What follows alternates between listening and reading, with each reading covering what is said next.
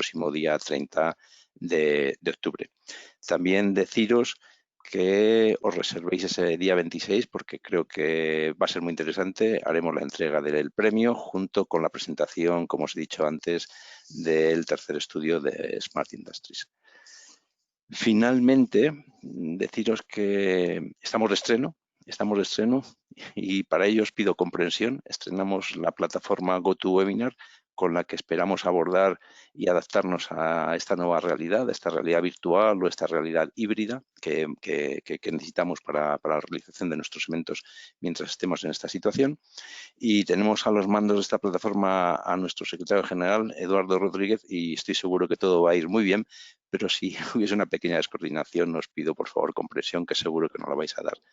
Sin más, os dejo con Matías Delgado Ureña, miembro fundador del Observatorio y además experto en la materia, vocal de la Junta, quien va a hacer la presentación, la fácil presentación de los expertos, como os he comentado. Os dejo con Matías. Matías, por favor.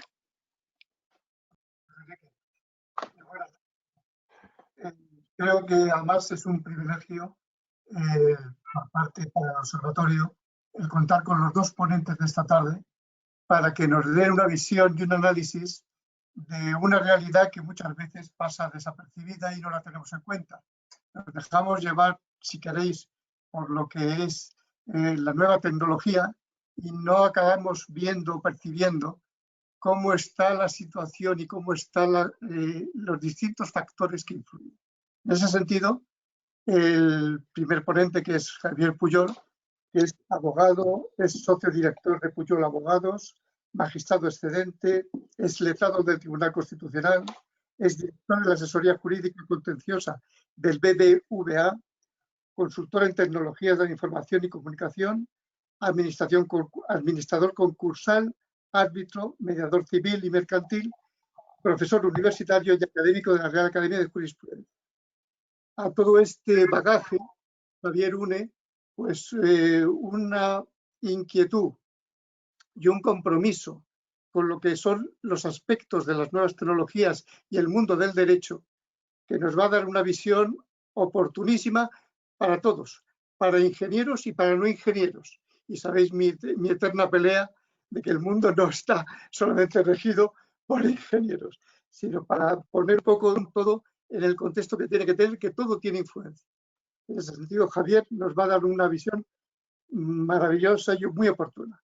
Y el segundo ponente es nuestro queridísimo miembro de honor, Carlos Balaguer, profesor Balaguer, catedrático de robótica en la Universidad Carlos III.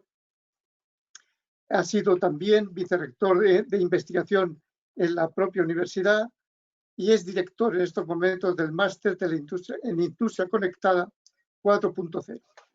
Ha participado prácticamente desde los años 90 en los proyectos de la Unión Europea y a una labor de publicación de artículos y de libros, algunos de ellos premiados como son los Principios de Robótica, que es un manual que yo creo que todos los alumnos en la ingeniería de robótica lo tienen, y también nos va a poner los pies en la tierra de cómo están todos los factores que influyen en el propio desarrollo y la investigación que tienen las nuevas tecnologías.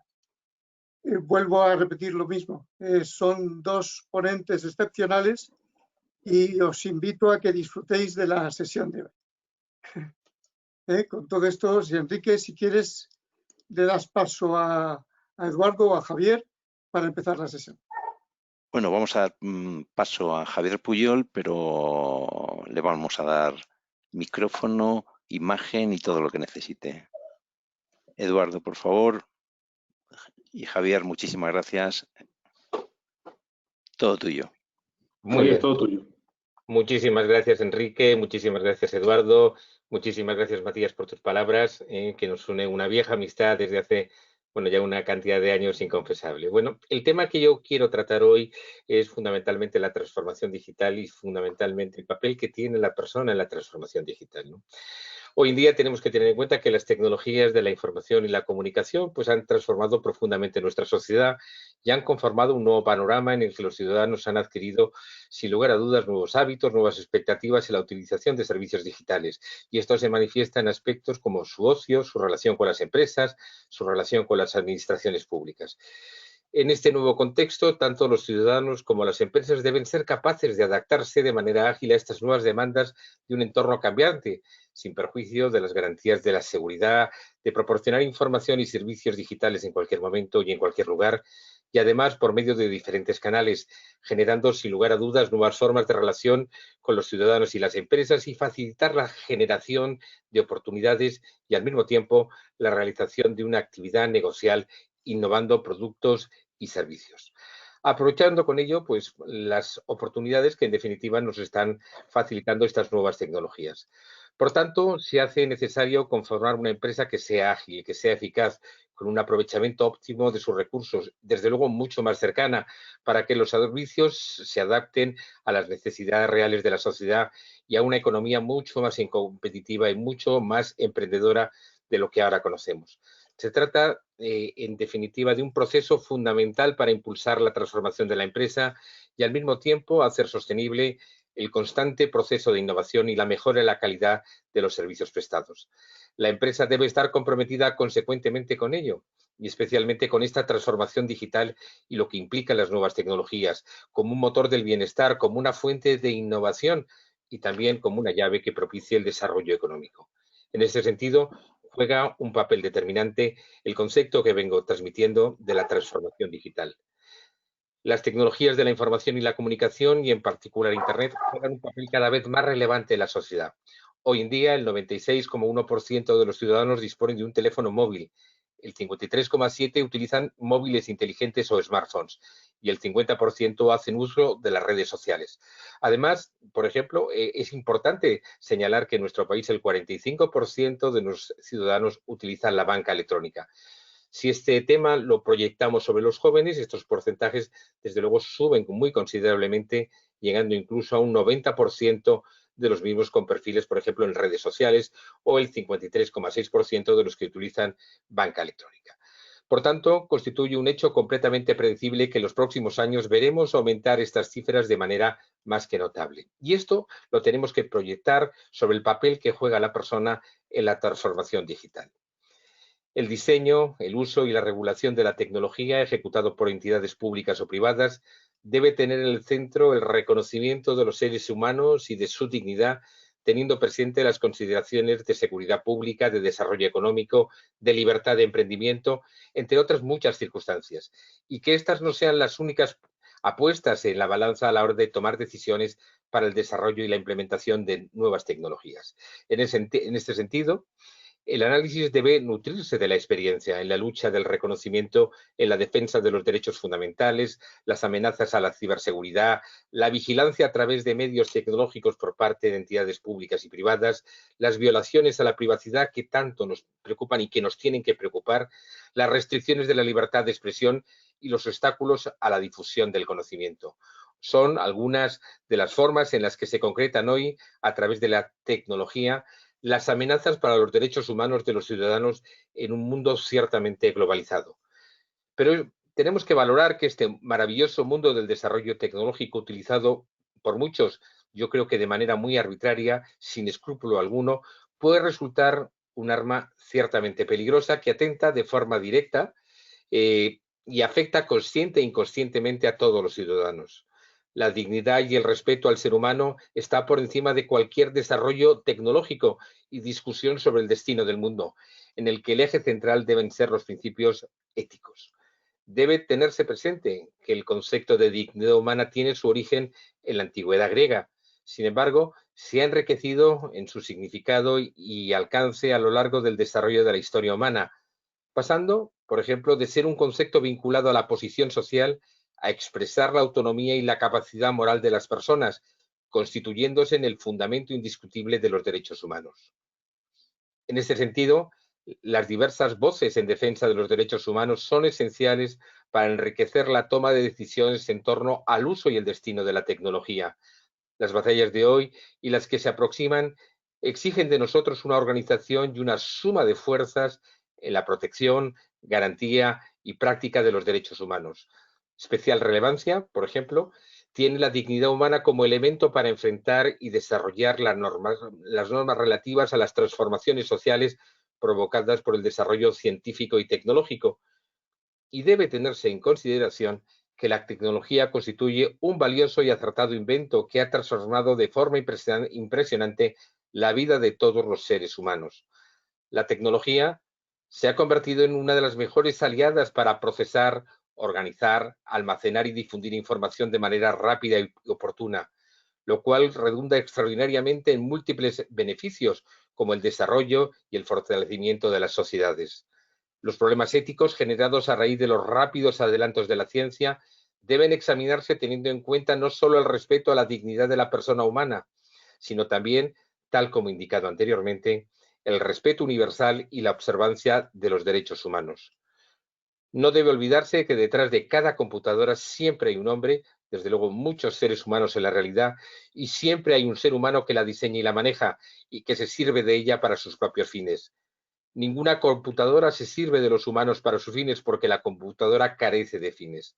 ¿Puede el ser humano diseñar, desarrollar y programar una computadora para que haga de una manera más eficiente más cosas y, sobre todo, aquellas tareas que son repetitivas, las que a la persona le llevaría mucho tiempo y esfuerzo realizar, tiempo y esfuerzo que se deben dedicar a otras actividades mucho más productivas?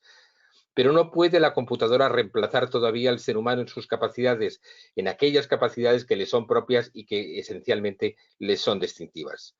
A lo largo de estas últimas décadas, el ser humano asiste atónito a la consecución de una serie de descubrimientos científicos que son revolucionarios en muchos sentidos. En primer lugar, por las enormes posibilidades y las grandes expectativas que se generan en orden a mejorar la calidad de la vida de los seres humanos, posibilitando con ello la existencia de nuevas conquistas en el terreno de la dignidad humana. En segundo lugar, porque plantean interrogantes de gran calado ético, filosófico, antropológico e incluso de naturaleza ontológica, afectando en definitiva a nuestra misma identidad como seres humanos, a nuestra propia visión de lo que ello significa, trastocándola hasta sus raíces, sin lugar a dudas, más profundas. Por todo ello, es más que evidente la conexión entre la ética y sus distintas propuestas sobre qué la misma significa en relación con el ser humano y la persona, sobre su dignidad, sobre, desde luego, todo ello enfocado en su vinculación con la tecnología. En este sentido, me gustaría señalar que tanto la digitalización como su hermana mayor, la transformación digital, hoy en día son, sin lugar a dudas, temas estrellas en la agenda actual de la mayoría de las organizaciones, algo, sin lugar a dudas, propio por otra parte, ya que existe un consenso generalizado sobre el papel crítico que estos procesos de cambio están teniendo y, sobre todo, van a seguir teniendo en un panorama global a corto y a medio plazo. Ahora bien, en lo que se refiere a las personas, estamos ante conceptos muy amplios y, sin lugar a dudas, también un tanto ambiguos, con múltiples implicaciones. En algunos casos, como por ejemplo al referirnos a la robotización, el efecto puede ser tan radical como hacer desaparecer puestos de trabajo reemplazando a las personas por máquinas. Pero en muchos otros casos, lo que va a cambiar sustancialmente va a ser la manera en que las personas trabajan e interaccionan. Y por ello es precisamente en este contexto en el que cobra sentido el concepto de la People World, que se refiere al papel de las personas y del talento humano en general en los ecosistemas informáticos, como un elemento más de estos junto al hardware y el software. Antes hemos hablado de la necesidad de llevar a cabo una transformación digital en todos los aspectos de la vida, pero para acometer tal transformación hay que tener presente el punto de partida, que debe ser la elaboración de una normativa, aunque sea de carácter interno de cada empresa o de cada organización o de cada proyecto tecnológico, que dé sustento a esta transformación digital y al mismo tiempo parta siempre de un respeto escrupuloso a los contenidos éticos y a los contenidos jurídicos a los que sin lugar a dudas tiene el derecho el ser humano. A la hora de abordar estas líneas de actuación de la transformación digital, se ha de hacer referencia a los principios que determinan el papel que ha de jugar el ser humano en la misma y que hagan posible este proceso. Y de manera muy concreta, la ética que debe presidir este movimiento. Los derechos fundamentales, por ejemplo, la intimidad y a la protección de datos de carácter personal, han cobrado en los últimos años más importancia que la misma protección de la dignidad humana que en ningún otro momento. Dichos derechos están consagrados, por ejemplo, en el Tratado Fundacional de la Unión Europea y en la Carta de los Derechos Fundamentales también de la Unión, y que permiten a las personas físicas desarrollar sus propias personalidades, llevar vidas independientes, innovar y ejercer otros derechos y libertades. Los principios sobre protección de datos, definidos en la Carta de la Unión Europea, parten de la necesidad, de la proporcionalidad, de la imparcialidad, de la minimización de los datos, de la limitación a una finalidad específica, de la necesidad y la exigencia del consentimiento y de la transparencia. Desde luego, estos principios son aplicables al tratamiento de datos y su integridad, tanto en lo que se refiere a la recopilación de los mismos como al uso que se lleve a cabo a través de los diferentes tratamientos. La tecnología no debe dictar los valores y los derechos, pero tampoco debe reducirse su relación a una falsa identidad. La revolución digital promete beneficios para la salud, para el medio ambiente, para el desarrollo internacional y la eficacia económica. Pero hoy en día la computación en la nube, el Internet de las cosas, los macrodatos y otras tecnologías se consideran esenciales para la competitividad y el crecimiento. Los modelos de negocio están explotando nuevas capacidades para la recopilación masiva de datos, para la transmisión instantánea de los mismos, para la combinación y la reutilización de la información personal para fines no previstos. Todo ello justificado por prolijas y muchas veces impenetrables políticas en relación a la intimidad. Como consecuencia de ello, los principios aplicables a la protección de datos se han visto sometidos a nuevas tensiones, lo que a su vez reclama nuevas ideas sobre la forma y el modo en que los mismos tienen que ser aplicados. En el entorno digital actual no basta con respetar la ley, sino que es preciso tener en cuenta la dimensión ética de las nuevas tecnologías y muy especialmente en el tratamiento de datos personales. No obstante ello, todavía subyacen muchas cuestiones y cuestiones sobre todo mucho más profundas en lo que se refiere a las repercusiones que las tendencias en una sociedad dirigida pueden tener sobre la dignidad, sobre la libertad individual, sobre el funcionamiento incluso de la propia democracia. Lo hemos visto en este momento con los fakes y con multitud de manifestaciones acerca de noticias y de otras circunstancias. Estas cuestiones presentan, desde luego, implicaciones jurídicas, implicaciones éticas, filosóficas, morales y también, sin lugar a dudas, y como decía Matías en la introducción, en materia de ingeniería. Por ello, se hace preciso reflexionar sobre la existencia de una normativa orientada a la ética de las nuevas tecnologías y especialmente lo que hace referencia al futuro de los tratamientos de datos y el respeto a los derechos de la intimidad y mediante el tratamiento de datos personales. La obligación de rendir cuentas para los controladores que determinan el tratamiento de información personal, los productos y servicios para el tratamiento de datos que incorporen una ingeniería y un diseño conscientes de la intimidad, el respeto a las llamadas personas capacitadas. Y todo ello, por tanto, se hace preciso definir una nueva ética digital que permita mejorar los beneficios de la tecnología para la sociedad y la economía, por vías que refuercen los derechos y las libertades de las personas físicas y que no las limiten y que no las coarten. En este sentido, la innovación humana ha sido siempre producto de actividades de grupos sociales específicos y de contextos concretos, que normalmente reflejan las normas de la sociedad de la época. Sin embargo, las decisiones en materia de diseño tecnológico no deberían dictar nuestras interacciones sociales ni la estructura de nuestras comunidades, sino que deben respaldar nuestros valores y nuestros derechos fundamentales. Por ello, se deben desarrollar y promover técnicas y metodologías de ingeniería que permitan aplicar tecnologías de tratamiento de datos que respeten completamente la dignidad y los derechos de las personas físicas. Los ingenieros de sistemas y de los programas informáticos deben entender y aplicar mejor los principios de protección de la intimidad incorporada al diseño en el caso de nuevos productos y servicios en todas las fases y en todas las tecnologías de dicho proceso. La rendición de cuentas debe apoyarse en una mayor investigación y desarrollo de métodos y herramientas que garanticen auditorías precisas, así como en determinar el cumplimiento por parte de los responsables del tratamiento y de los encargados del mismo con las normas, como en el hecho de etiquetar cada unidad de datos personales con metadatos que describan los requisitos que deben cumplirse en materia de protección de datos personales.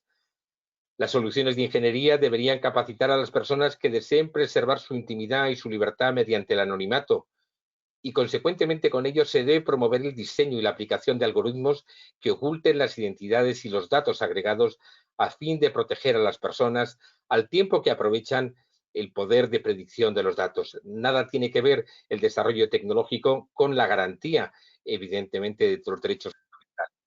Por ello, debe tenerse presente que las personas ya no son meros objetos pasivos que exigen la protección de la ley contra la explotación. Las tendencias digitales descritas anteriormente ofrecen positivamente oportunidades para reforzar el papel del individuo, aparte de las obligaciones de los reguladores, de las empresas y de los ingenieros. Debe tenerse presente que los ciudadanos tienen también la responsabilidad de ser conscientes, de estar atentos, de ser críticos y de estar informados cuando efectúan elecciones tanto en línea como fuera de línea. Asimismo, contrariamente al modo de pensar tradicional, debe tenerse también presente que no todos los comportamientos humanos pueden explicarse mediante principios económicos que asumen que los seres humanos son totalmente racionales y sensibles a los incentivos de dicha naturaleza económica. Esto resulta especialmente pertinente para el futuro papel del consentimiento de las personas físicas en el tratamiento de la información personal que les concierne. El consentimiento no debe ser el único fundamento legítimo para la mayoría de los tratamientos, incluso en los casos en que el consentimiento juega un papel ciertamente importante. Por ello, no se exonera a los responsables del tratamiento de su responsabilidad respecto al uso que se hace de los datos, en particular cuando se ha obtenido un consentimiento general para realizar un tratamiento para una amplia gama de finalidades. Es necesario que un marco ético siempre respalde los componentes de dicho ecosistema digital y es consiguientemente con ello imprescindible un mayor respeto a la dignidad humana y a una mayor salvaguarda de la misma, que podrían servir de eficaz contrapeso a la vigilancia generada y a la asimetría del poder a la que se enfrentan las personas. Debería estar en el centro de una nueva ética digital a raíz de la revolución industrial de los siglos XVIII y XIX. El movimiento en favor de los derechos humanos se esforzó en dicha época por asegurar el bien social general mediante la reducción de los obstáculos para el respeto de las personas físicas. En la actualidad, la Unión Europea, con la Carta de los Derechos Fundamentales y tras la Declaración Universal de Derechos Humanos y el Convenio Europeo de Derechos Humanos, ha tomado la inviolabilidad de la dignidad humana como punto de referencia. La dignidad de la persona humana no es solamente un derecho fundamental en sí mismo, sino que también constituye la base de las libertades y de los demás derechos posteriores, incluidos los derechos a la intimidad y a la protección de datos de carácter personal. Las violaciones de la dignidad pueden incluir el trato de la persona como objeto, como una herramienta que sirve a otros fines. La intimidad, por tanto, es una parte integral de la dignidad humana y así fue concebido originariamente el derecho a la protección de datos en las décadas de los años 1970 y 1980, como una forma de compensar la posible erosión de la intimidad y la dignidad a través del tratamiento de los datos personales a gran escala.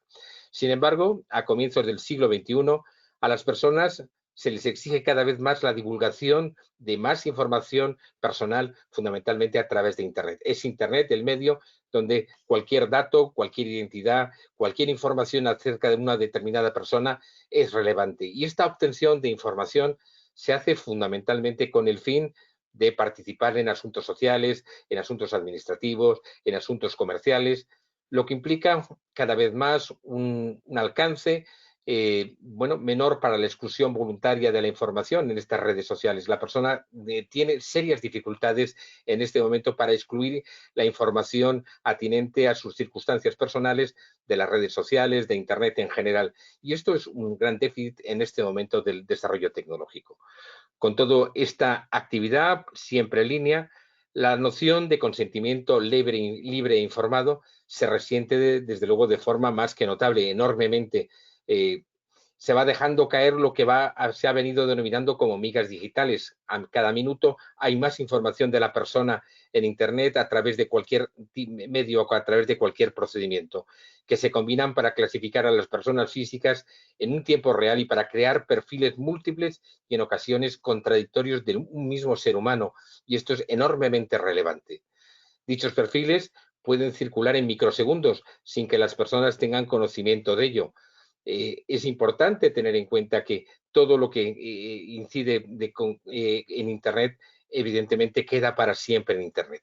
Y estos perfiles, estos datos de carácter personales que pueden circular en microsegundos en la red, pueden utilizarse como fundamento para decisiones importantes que le conciernen a cualquier tipo de ser humano. Los perfiles son utilizados para predecir la estigmatización de comportamientos de riesgos de las personas, pero al mismo tiempo estos perfiles también se utilizan para reforzar los estereotipos existentes con relación a las mismas, la segregación y la exclusión social y cultural. Y en este tema creo que es importante poner de manifiesto la brecha de género que en este momento existe, la brecha entre el mundo rural y el mundo urbano y otras muchas circunstancias que evidentemente condicionan el desarrollo tecnológico. Esta segregación y la exclusión social y cultural en la que dicha inteligencia colectiva socava la elección individual y la igualdad de oportunidades reales entre las diferentes personas. Dichas burbujas de filtro o cámaras de eco personales podrían acabar asfixiando, por ejemplo, aspectos tan relevantes, tan determinantes como la creatividad, la innovación y las libertades de expresión y asociación que han permitido el florecimiento de las tecnologías digitales.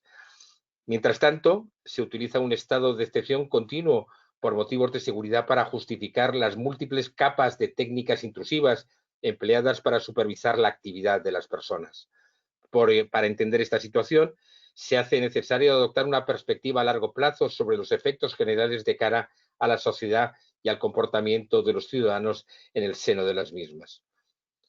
Es por ello preciso examinar seriamente cómo garantizar que estos valores no se respeten solo en el papel, sino que de hecho se ven neutralizados en el ciberespacio.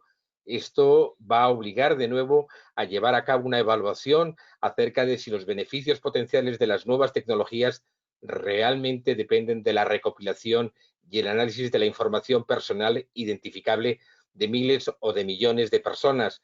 Dicha evaluación podría suponer un reto para que los desarrolladores diseñen productos que despersonalizan en tiempo real grandes volúmenes de información desorganizada, lo cual complicaría o haría que fuera imposible singularizar a una persona. Existen una demanda y una necesidad crecientes de considerar a los interesados como personas, no solamente en su vertiente de consumidores o usuarios. Yo creo que es importante determinar que por encima de la vertiente de consumidor-usuario de cada ciudadano, de cada individuo, fundamentalmente estamos hablando de personas con derechos y con libertades fundamentales que siempre tienen que ser necesariamente respetados.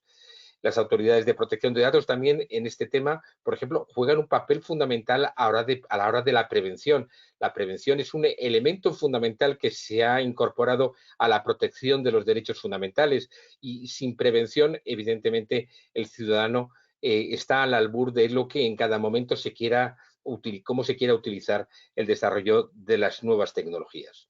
Que en un futuro las personas físicas están determinadas por algoritmos y sus continuas variaciones, y esto es una realidad a la cual nos estamos enfrentando. Estos algoritmos evidentemente pueden establecer márgenes de disponibilidad con relación a los valores, a los criterios, a los derechos, en función de cómo sean interpretados. Es necesario, por tanto, equipararlas para que ejerciten un deber de diligencia en relación con las personas físicas y su dignidad en línea. Los conceptos y principios tradicionales de la intimidad y la protección de datos ya incluyen matices éticos para la protección de la dignidad, como el empleo, como la salud. Lo hemos visto recientemente con el tema del COVID-19, cómo las autoridades de protección de datos han dictado normas que han hecho compatible el desarrollo de la actividad económica con el mismo tiempo con el derecho a la intimidad y a la salud de las personas. Sin embargo, las tendencias actuales han abierto un capítulo completamente nuevo y que obligan a explorar si los principios son lo suficientemente sólidos para la era digital. La propia noción de datos personales podría cambiar radicalmente a medida de que la tecnología permita cada vez más reidentificar a los individuos a partir de datos supuestamente anónimos. Hoy en día, cuando hablamos de anonimización, cuando hablamos de pseudoanonimización de datos de carácter personal, estamos estableciendo protecciones precisamente para evitar que los datos personales puedan ser objeto de comercio ilícito entre los diferentes operadores. El sistema europeo es suficientemente garantista, pero probablemente en este momento nos estamos encontrando con otros sistemas que no tratan con las suficientes garantías jurídicas la posibilidad de reidentificar a los individuos a partir de datos, como he indicado, supuestamente anónimos. Asimismo, el aprendizaje automático y la fusión de la inteligencia humana y la inteligencia artificial, es muy probable que socave los conceptos de los derechos y la responsabilidad de las personas. Por todo ello, yo concluiría que se puede afirmar que la tecnología, la innovación a nivel mundial y la interconexión humana se está desarrollando a una gran velocidad y que ahora tenemos la oportunidad fundamentalmente de llamar la atención a los efectos de generar un interés diferente, a los efectos sobre todo de construir un nuevo consenso donde se haga compatible el desarrollo tecnológico con el respeto a la dignidad humana y la preservación de la intimidad de cada persona y, en definitiva, con la protección a ultranza tanto de la ética como los derechos humanos. Yo creo que en este momento son muchos los desarrollos tecnológicos, son muy valiosos para el desarrollo económico, son muy valiosos para el desarrollo de la sociedad, pero ningún desarrollo tecnológico, ningún desarrollo científico, en este caso, puede vulnerar la ética y los derechos humanos de los ciudadanos en general. Bueno, yo creo que con esto he intentado dar una visión general de la implicación del papel que tiene el ser humano dentro del desarrollo tecnológico, que es sumamente importante, pero al mismo tiempo es un límite al desarrollo tecnológico. Muchas gracias, Javier. Muy interesante todo lo que nos has contado. Después Matías nos hará un resumen también para que nos quede constancia de todo lo que nos has dicho. Y ahora vamos a pasar a la presentación de Carlos, pero antes, entre medias, vamos a hacer un breve sondeo a ver si podemos hacer que os llegue para que contestéis. A ver. Ahí tenéis un sondeo rápido para que nos contestéis en un momento, muy referido a sobre lo que nos va a contar ahora Carlos Balaguer en cuanto al beneficio que se puede obtener de los programas europeos de investigación y desarrollo. Estamos en el proceso de recopilar las respuestas del sondeo y ahora le vamos a dar paso a Carlos como presentador.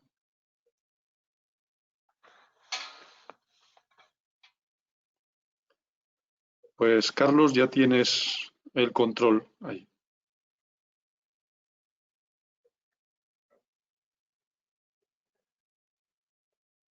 Buenas tardes a todos. Muchas gracias por invitarme. Voy a compartir mi pantalla. Ya vemos tu pantalla, Carlos. ¿Veis mi pantalla, sí? Sí, sí.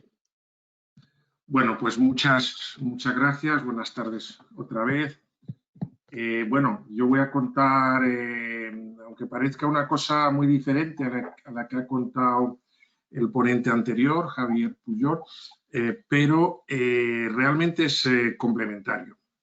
Hoy día la ciencia, la tecnología tiene que ir de la mano del derecho, de la sociología, de la relación humano-tecnología. Quiere decir que es un tema muy cercano y en este sentido pues me alegro de haber oído a Javier antes. Creo que es muy interesante. Yo lo que voy a contar ahora es cuál es el marco del nuevo programa de investigación y desarrollo de la Unión Europea, Horizon Europe. Este programa teóricamente tiene que empezar el 1 de enero del año 2021 y estará hasta el año 2027. Los temas fundamentales que se quiere abordar aquí. ¿Veis mi pantalla? ¿Sí? Sí, sí.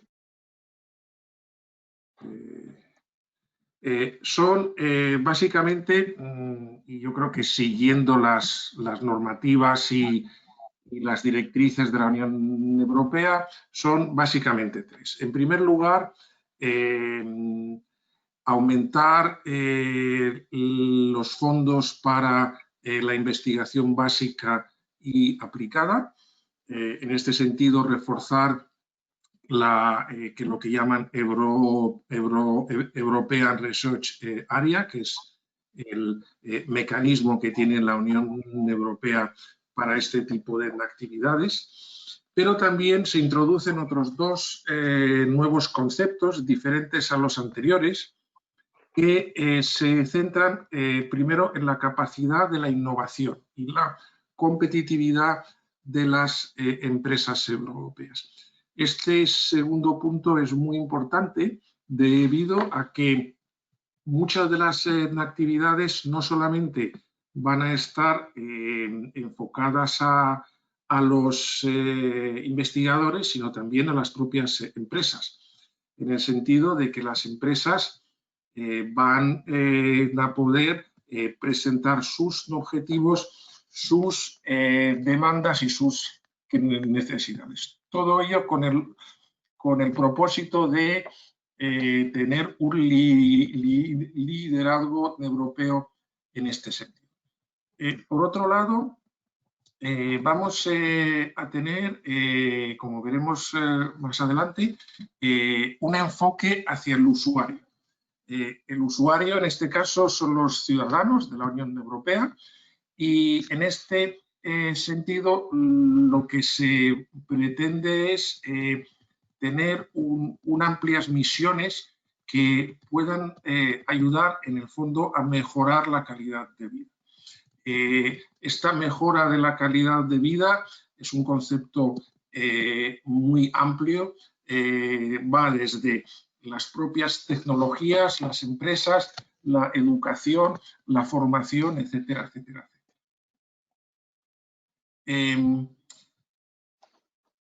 Vemos en la gráfica de la derecha la evolución de los programas marcos anteriores de la Unión Europea, y el primero empezó pues con 3.000 millones y el programa Horizon 2020, que están acabando ahora mismo, tenía un presupuesto de 77.000 millones de euros, y el objetivo es dar un salto cualitativo con aproximadamente 100 millones de euros.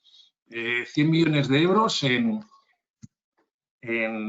6-7 años, quiere decir, es una cifra muy importante, considerando que el peso de España pues es aproximadamente un 4 o 5%.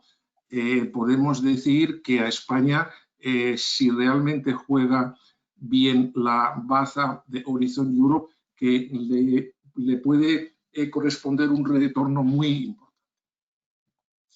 importante. Por otro lado,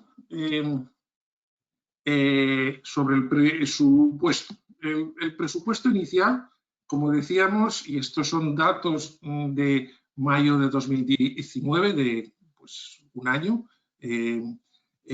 teníamos un presupuesto de aproximadamente 114.000 billones, en cifras españolas, 114.000 millones para este programa. Vemos en esta gráfica que la parte de amarillo corresponde a lo que llaman el programa Digital Europe. Quiere decir, es una línea especial que la Unión Europea va a financiar, y es una parte muy, muy importante. Esto no implica que en el propio Horizon Europe también hay una parte muy importante, como veremos después, de fondos para precisamente la investigación, la transferencia, la innovación y las misiones hacia el bienestar de los ciudadanos.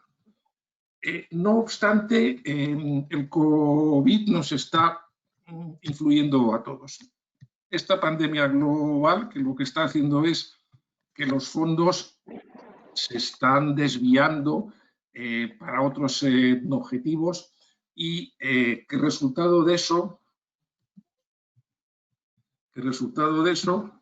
en la última reunión del Consejo de Europa, el 21 de julio, en Bruselas, la famosa reunión interminable, en la que España consiguió aproximadamente 140.000 millones, el programa Horizon Europe disminuyó concretamente de los inicialmente 114.000 millones a que 75.000 millones. Quiere decir que han utilizado parte del dinero correspondiente a I+D en el Fondo de Recuperación y Resiliencia. No obstante, la situación actual ha mejorado. Ahora hemos pasado a 80.000 millones y yo espero que esta cifra vaya subiendo y en los próximos meses se vaya acercando a estos 100.000 millones. Por tanto, como veis, no hay una cifra cerrada todavía. Estamos evolucionando en este sentido. Y lo que sí es importante es que aunque la cifra sea inicialmente más baja de los 114.000 millones, lo que podremos tener es otros fondos fuera de Horizon Europe, especialmente pensados para el tema de salud. En este sentido, hay que decir que el Horizon Europe está basado en tres pilares. En el pilar 1 de la excelencia científica. En este pilar lo que vemos es que la investigación más básica a través del European Research Council, que es lo que llaman RCs, va a estar muy en alza. Los programas de RC lo que financian son proyectos de investigadores individuales entre 1,5 y hasta 2 y pico millones para realizar una investigación en cualquier área.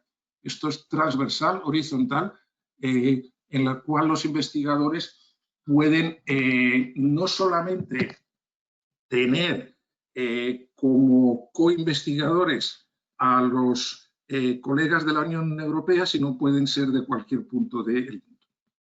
Por otro lado, tenemos el famoso proyecto de Marie Curie, Marie Sklodowska-Curie. Este proyecto básicamente de lo que trata es de dar dinero para formación de investigadores, innovadores, en el cual se trata además que haya una cierta movilidad. Un investigador va de un país a otro, hace una investigación con otro grupo, etcétera, etcétera. Y después son muy importantes las infraestructuras. A este capítulo se va a dedicar que también una importante parte de los fondos. En el segundo pilar, que es el que mayor dinero tiene, son los objetivos globales, Global Challenges, y aquí hay una lista de los objetivos globales que están agrupados en clústeres. Vemos que en primer lugar que tenemos la salud, pero también que tenemos temas culturales y de creatividad. Todo lo que se trata de la seguridad, tanto ciberseguridad como personal. Y aquí tenemos la parte de digitalización, industria, etcétera, etcétera. Climate Energy, Ecosystems, es otro de los clústeres importantes. Y por último, todo lo que se refiere a alimentación, agricultura, etcétera. Podemos decir que entre estos clústeres, estos objetivos globales, son ahora mismo los que están de moda, y los que están en el primer lugar son health, por supuesto, salud, pero también la digitalización en el amplio sentido de la palabra, como veremos después, y todo lo que se refiere a la transformación ecológica. El pilar 3 es el pilar de la innovación. Este pilar normalmente va a estar liderado por empresas europeas. Aquí está el Instituto Europeo de Innovación y Tecnología, que lo que va a lanzar es proyectos ambiciosos liderados por empresas, para empresas y con participantes tanto de empresas como de universidades y centros de investigación. Por tanto, en estos tres pilares tenemos en el centro de la investigación de Horizon Europe la digitalización, industria 4.0, inteligencia artificial y robótica, y vamos a ver que esto es uno de los objetivos de Europa, ser líder en este campo, pero también habrá una serie de misiones especiales asociados a estos clústeres. Aquí tenemos los clústeres del pilar 2 más en detalle. Fijaros que la cantidad es muy importante, son 52.000 millones de euros. Hay que decir que el programa Horizon Europe está también orientado a que haya cofinanciación de países miembros. Quiere decir que aparte de los casi 100.000 millones que va a invertir la Unión Europea, hay otros mecanismos, como veremos después, que permiten que este dinero sea mucho más mayor. Quiere decir que lo que llaman los third parties van a jugar un lugar muy importante en este programa marco. Vuelvo a repetir, la digitalización, la industria, el espacio es el pilar fundamental. Todo el tema de seguridad, por supuesto, health, climate, alimentación y todos los temas culturales. Entre las misiones vemos que son misiones pensadas en el ciudadano. Hay 5 misiones básicas, pero son misiones que tenemos que entenderlas como misiones objetivo, pero después las tecnologías que están detrás de estas misiones son muy diversas y por tanto pueden ser muy transversales. Todo, por ejemplo, el tema del clima. El tema del clima aborda tanto regulaciones de emisiones como tecnologías, por ejemplo, robots que pueden limpiar los océanos de plásticos, sistemas de control que producen menos emisiones y más eficiencia en las fábricas, etcétera, etcétera. Lo mismo pasa con el tema, por ejemplo, de la salud. La salud hoy día está basada evidentemente en los médicos, en el conocimiento de la medicina, biología, pero también en la tecnología. Hoy día la medicina es imposible sin la tecnología, sin todos los dispositivos y sistemas. Por tanto, estas 5 misiones hay que entenderlas como misiones transversales, que debajo de ellas están muchas tecnologías de las cuales vamos a hablar después. Aquí tenemos una lista posible de tecnologías en las cuales la Unión Europea quiere invertir. Y si miramos en la parte de la digitalización, los objetivos globales pues son la producción, las tecnologías de producción, sobre todo en fábrica, pero también que de servicios, todas las tecnologías de delivery, etcétera, materiales avanzados, la nueva generación de Internet y todo lo que incluye el 5G, la industria circular y, por supuesto, las tecnologías emergentes. A tecnologías emergentes desde la computación cuántica hasta la robótica inteligente. Esto implica que tecnologías como inteligencia artificial como tal y robótica van a tener un papel muy importante.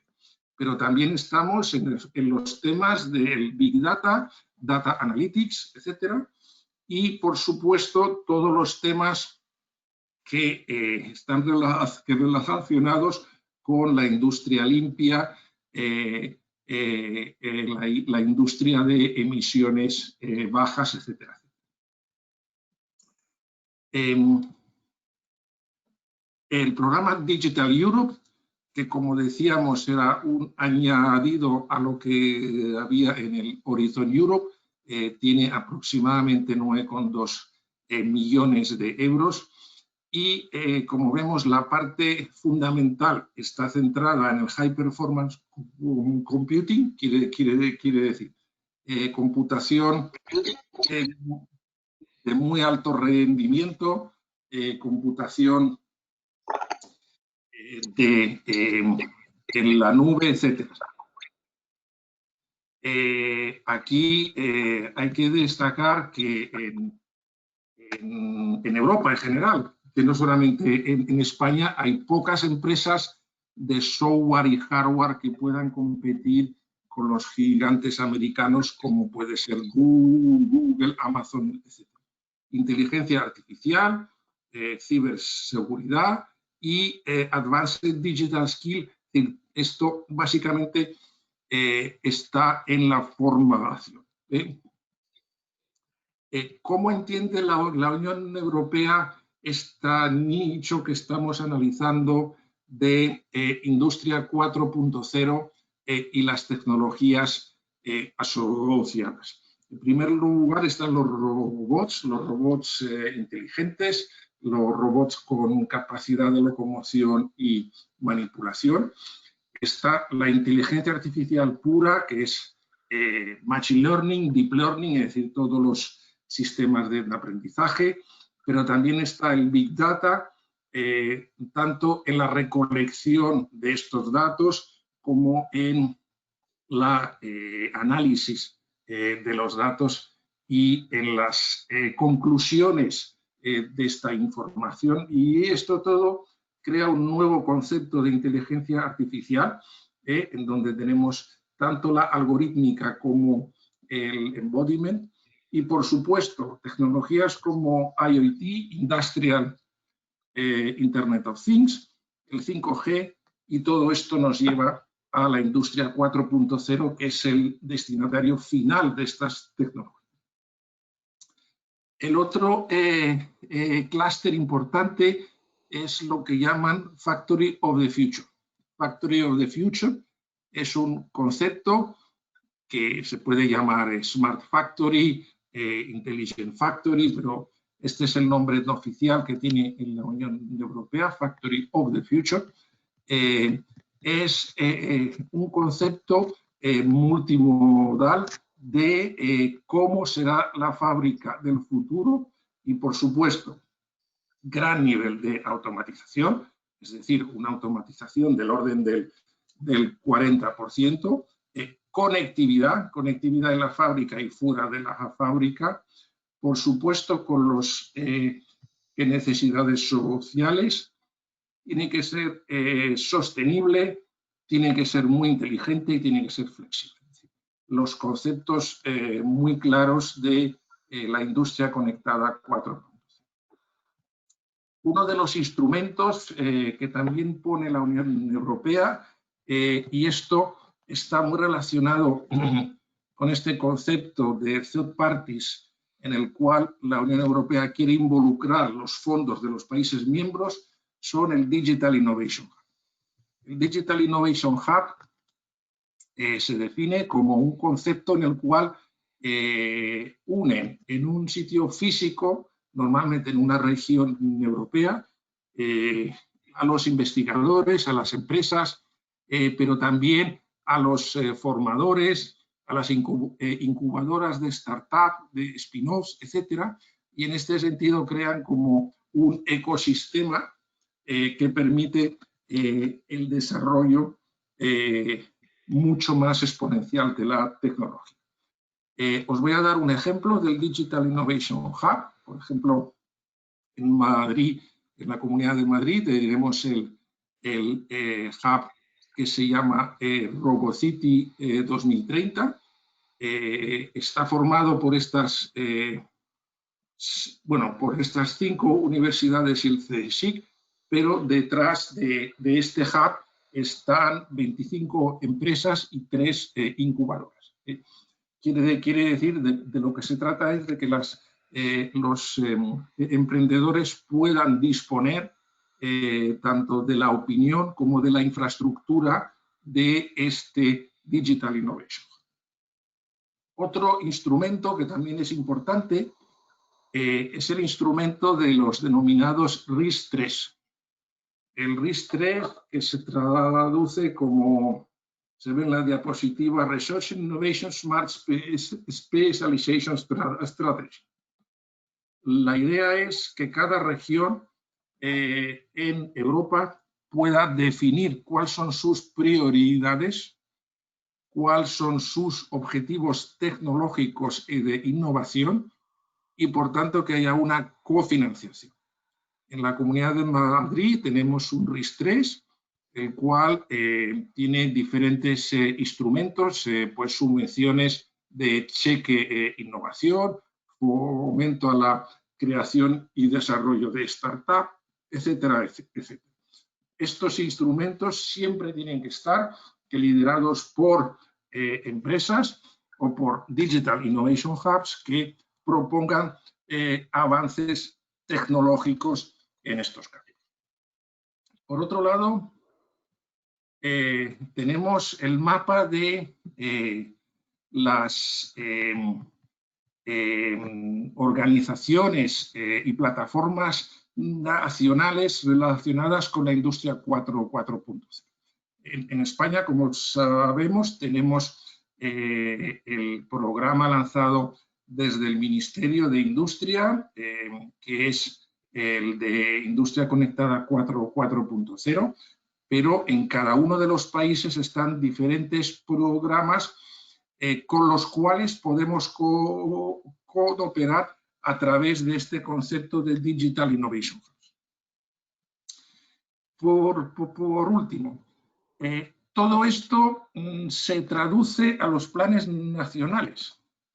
Quiere decir que las prioridades, los objetivos, las estructuras se traducen a las fuentes de financiación que, en este caso, el Ministerio de Ciencia y Tecnología, Ministerio de Industria, Ministerio de Sanidad van a invertir.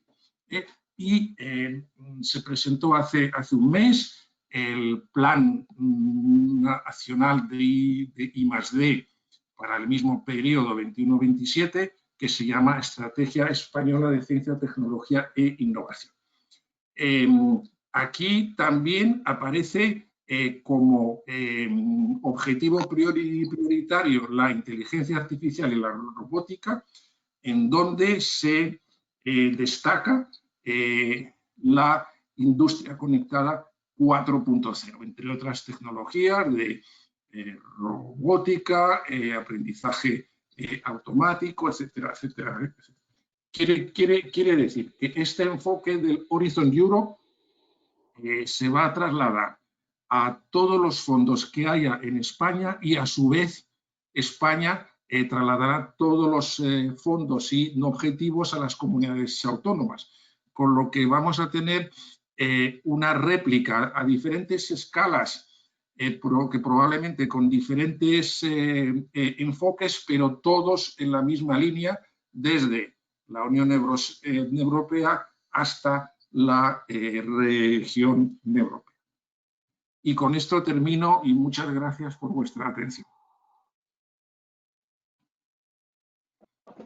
Muchas gracias, Carlos. También muy interesante la presentación.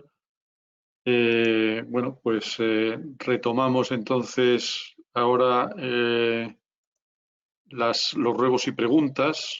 Tenéis los asistentes la posibilidad de hacer preguntas en vuestra pantalla. Hay un interrogante.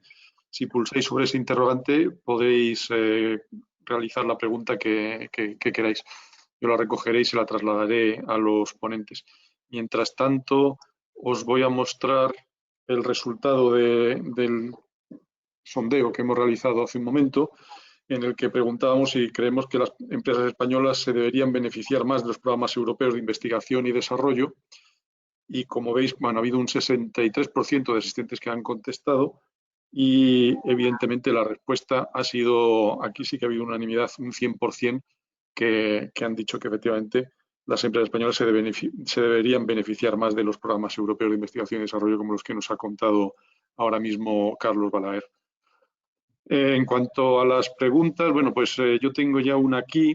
A propósito de lo que nos acabas de contar, Carlos, de que, bueno, si puede ser una paradoja que lo que has comentado, que precisamente por la situación de la COVID se disminuyan las inversiones en I+D, cuando justamente en estos días se está viendo mucho movimiento, sobre todo movimientos sociales, en los que están pidiendo que se incremente la inversión, en concreto la inversión en ciencia en España. Bueno, se sigue hablando de ese famoso 2% del PIB, ¿no? Y es porque, bueno, se ha visto que efectivamente la ciencia, en el fondo, pues no es un gasto, sino que es una inversión y que es muy necesaria para, incluso en la situación como estamos ahora, para salvar vidas, que es por lo que se está viendo realmente el valor que tiene la ciencia. No parece, como nos preguntan aquí, si es una paradoja el que se esté hablando de disminuir la inversión cuando efectivamente estamos en una situación como la que estamos.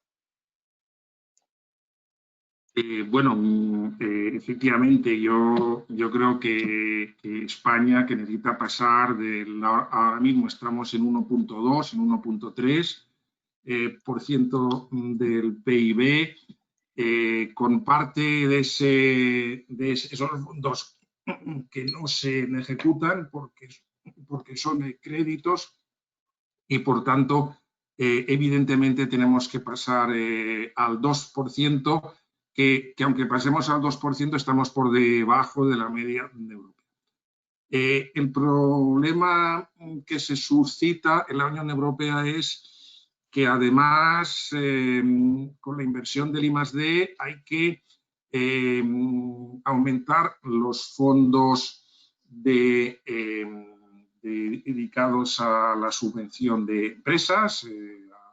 Ya sabemos que el COVID mata personas, pero también mata empresas, que por tanto parte de esos fondos que han disminuido van destinados a subvenciones de empresas, a subvenciones de trabajadores. Por tanto, efectivamente, es una paradoja, pero lo que se pretende, y esta es mi opinión personal, es buscar ese equilibrio. Que destinar, por un lado, fondos a investigación y, por otro lado, a la economía real, a los trabajadores que están padeciendo esta situación. Muy bien, muchas gracias, Carlos. Tenemos otra pregunta para Javier. Es a propósito de lo que nos ha estado hablando esta tarde en lo referido al compliance en las empresas.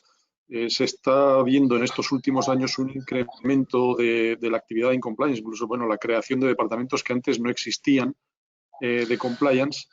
Y lo que nos preguntan es si esto se puede trasladar el efecto del compliance en las empresas a la sociedad. Ahora tienes el micrófono silenciado, Javier. Sí, en respuesta a esta pregunta, yo creo que es muy importante tener en cuenta que el compliance en España no es obligatorio. Es decir, el artículo 31 bis no establece obligaciones de inexcusable cumplimiento para las organizaciones, no solamente para las empresas, sino que es algo voluntario, teniendo en cuenta que en el caso de que la empresa no tenga asumida un modelo de compliance, bueno, pues se va a ver privado en el caso de que incurra en cualquier tipo de actividad delictiva dentro del Código Penal de las personas jurídicas. Fundamentalmente se va a ver privado de la exención o de la atenuación de responsabilidad penal. Por lo tanto, no busquemos solamente la obligación desde el punto de vista legal, y por tanto hay que buscarla desde el punto de vista de la sociedad, de los ciudadanos en general. Yo creo que es la implementación de valores éticos, de criterios, de principios, de normas que regulen la actividad interna de la empresa, es algo que la sociedad lo está demandando con carácter general. Y yo creo que es muy importante en este punto valorar una cuestión que muchas veces pasa desapercibida, dos cuestiones que pasan desapercibidas desde el punto de vista del compliance. En el compliance primero nos esforzamos en ver a jueces y fiscales, nos esforzamos en ver a la jurisdicción como motor del compliance. Y lo que tenemos que tener en cuenta es que el motor del compliance debe ser la propia empresa. Estamos estableciendo principios de mejora continua y tenemos que ver y construir compliance en pro y en favor de la empresa, solamente mirando el beneficio y el desarrollo interno de ello. Estamos hablando de criterios económicos, de criterios jurídicos, de criterios estructurales, de criterios reputacionales. Entonces, tenemos que tratar en alguna manera de mirar a la empresa a la hora de construir el compliance y olvidarnos y dejar de lado en alguna forma la jurisdicción, porque realmente si tú preguntas a un empresario cuántas veces se ha visto sometido, cuántas veces ha visto a un juez, cuántas veces se ha sometido a problemas derivados del compliance, la verdad es que la respuesta es prácticamente nunca. Pero en cambio, en lo que es la relación continua con todos los stakeholders, con todos los trabajadores, con todas las circunstancias de la actividad económica, evidentemente sí que aconseja un modelo de compliance que en alguna manera mire directamente al funcionamiento de la empresa. Yo creo que eso sería una primera perspectiva que a mí me parece importante cuando hablamos del compliance y la sociedad en general. Y la segunda es, estamos hablando de un compliance como un problema, entre comillas, un problema de empresa, donde buscamos fundamentalmente que la empresa se transforme digitalmente, donde la empresa se transforme normativamente, donde los protocolos y las normativas internas evidentemente vertebren todo el funcionamiento de la empresa. Pero hay que ir más allá. Yo creo que no es solamente una transformación de la organización, sino que lo que estamos buscando a través del compliance es una transformación del individuo dentro de la empresa. Y eso evidentemente es un condicionamiento social muy importante, porque es el propio individuo el que tiene que hacer suyo ese tipo de valores, ¿no? Yo siempre pongo de manifiesto una cosa que a mí me llama la atención, y es que cuando nosotros queremos sustentar el compliance solamente en el Código Penal, no tenemos más que echar la vista atrás y ver desde el año 1995, fecha de promulgación de nuestro actual Código Penal, la cantidad de reformas que ha habido. Estamos hablando de casi 40, entre 40 y 45 reformas del Código Penal. Yo creo que establecer unos principios sobre una base tan efímera, evidentemente no da resultado. Yo creo que tenemos que proyectar el modelo de compliance, el modelo social de compliance, el modelo que los ciudadanos quieren de compliance para sus organizaciones, fundamentalmente en valores de responsabilidad social empresarial. Es decir, son compromisos éticos que tienen que asumir las empresas, que tienen que asumir los trabajadores dentro de las empresas, fundamentalmente pensando en esa transformación de las organizaciones, en esa transformación individual de cara a asumir una serie de compromisos que en este momento son los que exige el ordenamiento jurídico, la normativa y sobre todo los dictados sociales con carácter general. Muy bien, muchas gracias, Javier. Tenemos por aquí otra pregunta de José Cea. Creo que también es para Javier. Dice, desde una perspectiva de ingeniero, ¿podría definirse un derecho humano a la conexión digital y por ende de las empresas para garantizar la libre a ver, creo que está aquí, para garantizar la libre competencia como base para construir un marco legal eficiente y que no se vea constantemente sobrepasado por la velocidad de la evolución tecnológica? Sin duda, sin duda. Pero no es solamente desde una perspectiva de ingeniero. Yo creo que afortunadamente en este momento esa perspectiva la tenemos sobre los ciudadanos en general. Yo creo que no hay más remedio que ver los derechos hacer referencia a los derechos digitales contenidos en la Ley Orgánica 3/2018, la Ley Orgánica de Protección de los Datos Personales y Garantía de los Derechos Digitales, donde en los primeros preceptos donde se regulan estos derechos digitales se contemplan estos derechos generales. Es decir, difícilmente el marco, por ejemplo, he hecho referencia en mi intervención, difícilmente el marco rural puede competir con el marco urbano si no tiene unas mismas condiciones de Internet. Difícilmente el desarrollo tecnológico entre los ciudadanos puede ser equitativo si no hay una neutralidad tecnológica. Yo creo que hay muchos valores, muchos principios que hoy en día se encuentran definidos ya dentro de esta ley orgánica como derecho digital, pero evidentemente que necesitan un desarrollo normativo mucho más profundo. Es decir, son derechos que realmente se están aplicando desde el día 5 de diciembre de 2018 y prácticamente no ha pasado tiempo. No ha habido, con todo el tema de la pandemia, oportunidad material de un desarrollo legislativo en profundidad, reglamentario, donde se haga alusión a este tipo de cuestiones. Pero insisto, esta competencia es núcleo rural, núcleo urbano, estamos hablando de diferencias de género, estamos hablando de muchos elementos que pueden ser discriminatorios con el acceso a las nuevas tecnologías. Todo lo que no sea igualdad en el acceso a las nuevas tecnologías para un ingeniero, pero para un jurista o para cualquier ciudadano general, sin lugar a dudas, es enormemente discriminatorio. Y tenemos que apostar por esa igualdad tecnológica, por esa igualdad de oportunidades en el marco de Internet, en el marco de las nuevas tecnologías. Muy bien, tenemos otra pregunta aquí de Pedro García. Dice, todos hemos contestado que las empresas españolas deberían beneficiarse más de los fondos europeos, pero muchas veces no son capaces de acceder a dichos fondos por la excesiva burocracia que hay que cumplimentar para poder solicitarlos. Es cierto que hay empresas especializadas en ayudar en esta labor, pero en el programa Horizon Europe, ¿cuán complicado será esa solicitud? Esta pregunta está claro que es para Carlos.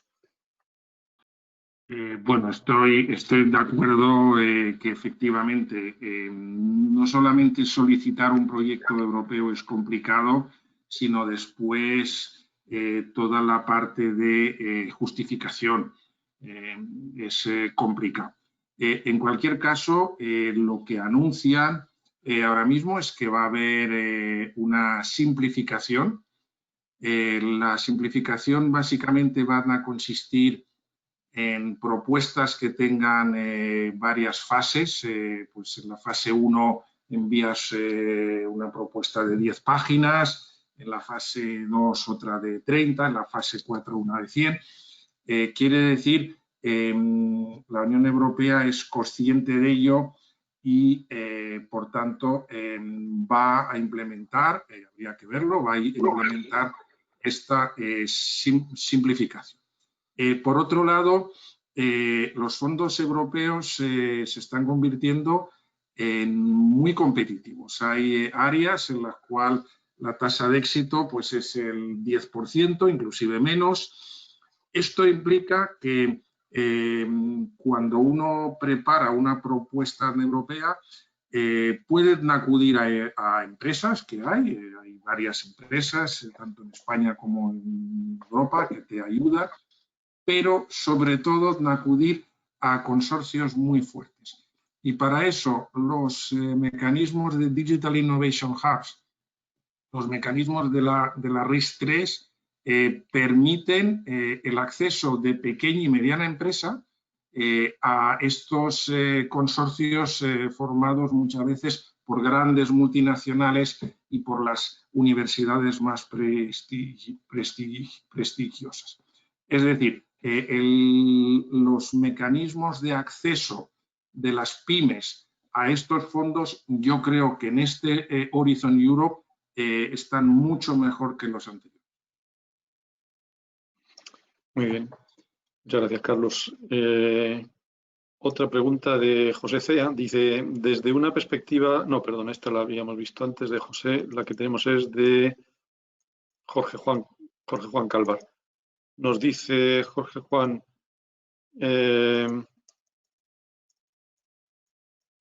para Javier, ¿cuál puede ser una aproximación efectiva y práctica para contemplar todos los aspectos que afectan a las personas y su dignidad en cada proyecto o iniciativa tecnológica? ¿Fuentes o referencias fundamentales? Javier, me parece que estás otra vez en silencio.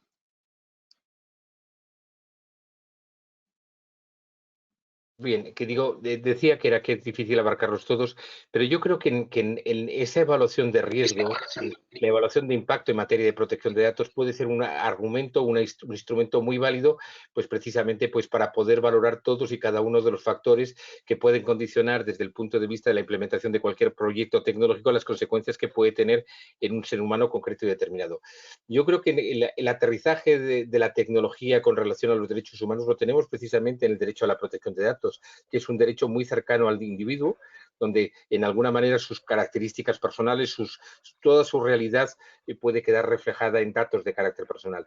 Bueno, pues poder evaluar este tipo de datos y ver en qué manera puede impactar ese tipo de tratamientos o ese tipo de desarrollo tecnológico con relación a una persona insisto, yo creo que puede ser un instrumento muy válido y muy sencillo de implementar. Muy bien, pues muchas gracias Javier y Carlos. Creo que por ahora no tenemos más preguntas, así que si os parece ya pasamos la palabra a Matías para que nos haga un resumen y el cierre de esta sesión de hoy. Matías, todo tuyo. Gracias, Eduardo. Yo quería, después de la intensa desarrollo del encuentro de hoy, focalizarme y basarme en el punto de partida de Javier con la dignidad y la ética y la persona como centro y el entorno social que ha descrito Carlos de pertenencia a Europa y una apuesta europea concreta por toda la digitalización y la evolución de las nuevas tecnologías. Lo que me sucede es que cuando enlazo a la persona con la sociedad en la que estamos y la apuesta que puede tener Europa para ese desarrollo tecnológico, veo que me faltan algunos aspectos muy importantes de cara a la formación y a la cultura de la persona y de la sociedad para ir desarrollando adecuadamente todo el desarrollo tecnológico. Me explico. Es decir, veo y siento, y más siento que con los desequilibrios en Europa, en España siempre vamos muy por detrás de la evolución que tienen los aspectos más desarrollados en Europa, de las nuevas tecnologías, veo que las personas no alcanzan un nivel de formación y de educación y de asunción de responsabilidad que le lleve a asumir los momentos que vivimos. Entonces, me parece, me da una sensación terrible de que no estemos apostando por la persona en su formación y en su responsabilidad, porque hay un aspecto que he querido deducir siempre por Javier y por Carlos. La dignidad y la ética que daban esa garantía a la persona y la calidad de vida o la mejora de la calidad de vida en Europa, resulta que nos lleva a un confort del individuo que a lo mejor es perjudicial para que asuma responsabilidad y sea una persona proactiva en el desarrollo tecnológico. Entonces, veo que son grandes apuestas, que todo puede estar bien planteado teóricamente, pero que faltan herramientas prácticas, encauzar, canalizar lo que es esa dignidad y esa ética con la conducta y con la cultura del individuo y de las sociedades. Eso es lo que yo quiero poner de manifiesto como resumen o como conclusión de las dos ponencias. Creo que hay que ir de una manera muy decidida individualmente a un cambio cultural. Y un cambio cultural no para mal, sino para bien. Es decir, ese cambio cultural que asuma la responsabilidad del manejo de las nuevas tecnologías, no para ponerle límites, sino para que sean el complemento de una evolución y un desarrollo oportuno. Eso es lo que no veo, eso es lo que veo de una manera abierta, demasiado abierta, y que habría que concretar. No sé si la Unión Europea va a tener recursos internamente para establecer esos códigos o esos principios, a pesar del libro blanco, por ejemplo, de la inteligencia artificial. Necesitamos a lo mejor aspectos más mandatorios, más rígidos en lo que es la asunción de responsabilidad. Y eso creo que es algo que es necesario para que la apuesta pueda ser real y efectiva. Pues muchísimas gracias, Matías, por esta conclusión. Nuevamente agradecer ya en tiempo previsto, como los buenos ciclistas, a Javier Puyol por la inspiradora ponencia en cuanto a principios, ética, valores que nos ha presentado. A Carlos, por supuesto, pues por esa presentación tan reveladora de la estructura y el marco de todos estos fondos europeos del proyecto Horizon Europe. Y nuevamente agradeceros a todos vuestra presencia y recordaros que el día 26 de noviembre tenemos una cita muy importante, guardarla en vuestro calendario, donde tenemos la presentación del tercer informe Smart Industries que hemos hecho con nuestros colaboradores, con Everis, el Club de la Excelencia y Advanced Factories, como os he comentado, y revelaremos el ganador o ganadores del quinto premio Impulso Industria Conectada.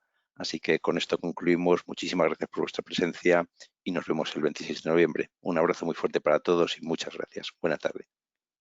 Muchas gracias. Adiós, buenas tardes. Adiós. Gracias. Muchas gracias.